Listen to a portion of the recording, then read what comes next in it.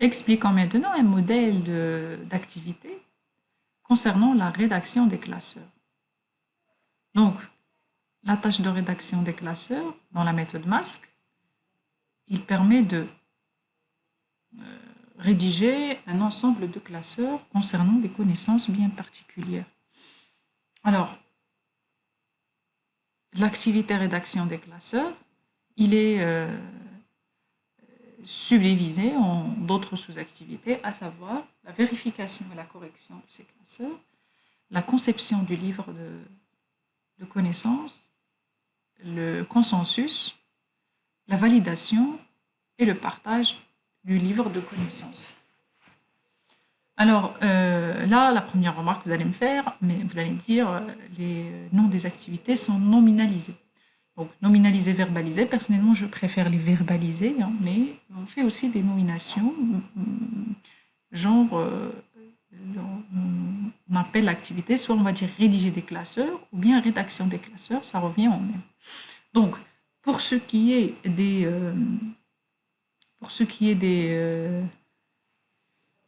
flux entrants, alors là, comme vous le remarquez, on n'a pas un flux entrant pour la rédaction des classeurs. Hein. On peut par exemple dire c'est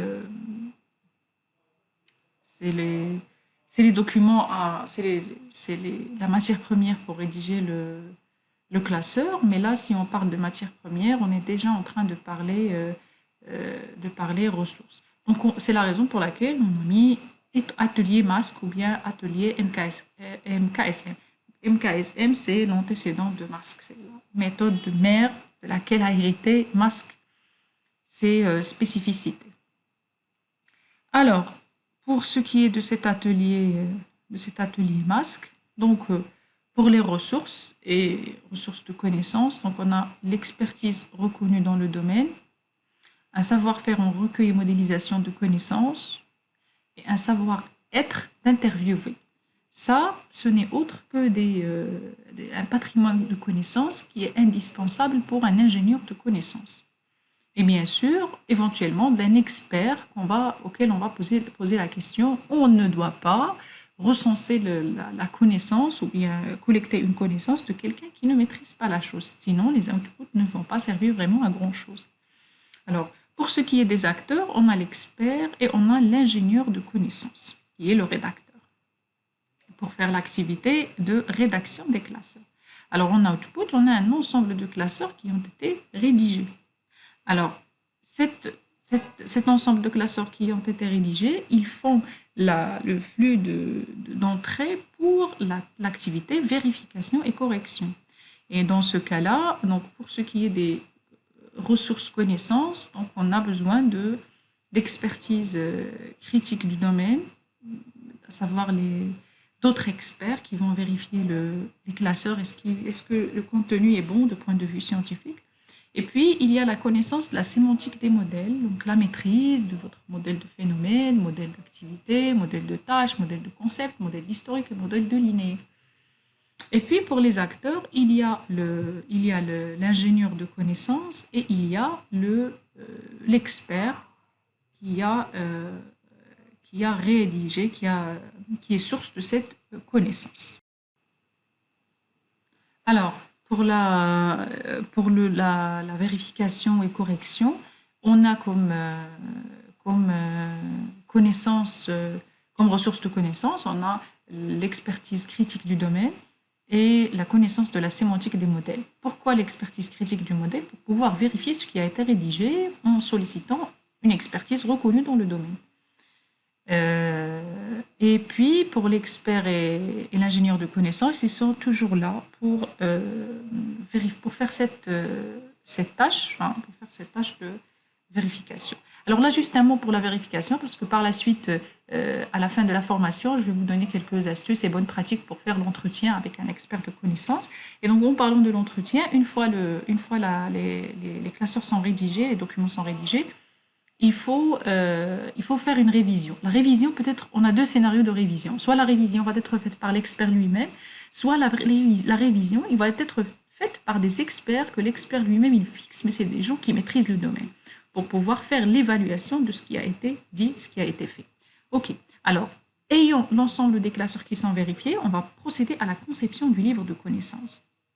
Alors, qui est-ce qui fait la conception du livre de connaissances? C'est l'ingénieur de connaissances, en faisant appel à deux autres acteurs, à savoir le documentaliste et un spécialiste de production de graphes et de documents au niveau de l'entreprise. Donc, c'est optionnel, hein, mais c'est un rôle sur lequel on va revenir par la suite pour vous expliquer ce que c'est exactement les spécialistes de PAO. Alors, pour ces deux acteurs-là, c'est eux qui vont procéder à la conception du livre. Et la conception du livre de connaissances, ce n'est autre que la mise en place de différents modèles en expliquant et en exprimant les différents points de vue. Bien sûr, modèles, ça peut être les modèles graphiques, mais aussi ça peut être des descriptions textuelles, des explications à faire, comme on a signalé lors de l'explication du modèle d'activité. Pour ce qui est des ressources de connaissances dont on a besoin, donc on a besoin d'une vision globale du domaine de connaissances en question, on a besoin des connaissances, une ergonomie de mise en page et un savoir-faire de synthèse de la part de l'ingénieur de connaissances. Et puis, une fois ce livre est réalisé, donc l'ébauche de livre, il est l'input d'une phase de consensus. Alors, la phase de consensus, c'est une phase où on analyse un petit peu ce qui a été élaboré au niveau du livre de connaissances. Et donc, on a besoin d'un savoir-faire de médiation et une entente entre les experts pour pouvoir valider ce travail.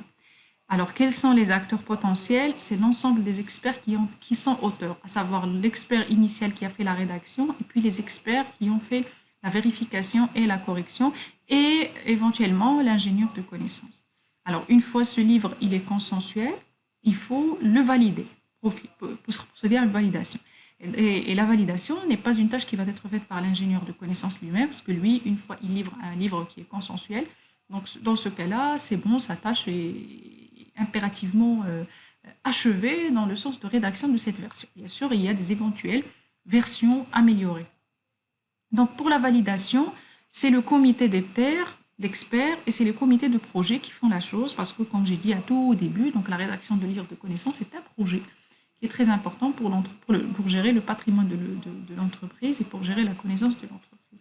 Ce qui est sollicité en matière de ressources de connaissances, il faut un niveau d'expertise générale dans le domaine et une compréhension et communication des objectifs du projet de la part de l'équipe du projet. Alors, une fois le livre il est validé, il faut le partager pour la communauté qui l'utilise, à savoir les utilisateurs potentiels et les administrateurs. Et pour ce faire, il faut une culture de partage digital, ou bien un partage documentaire, ou bien autre chose, communication ou autre. Et donc, une fois le livre il est édité, et alors on procède à une phase d'évolution, donc la phase d'évolution où on va un petit peu boucler le travail qui a été fait dans certaines phases qui sont très spécifiques par rapport à la rédaction de ce livre de connaissances et la rédaction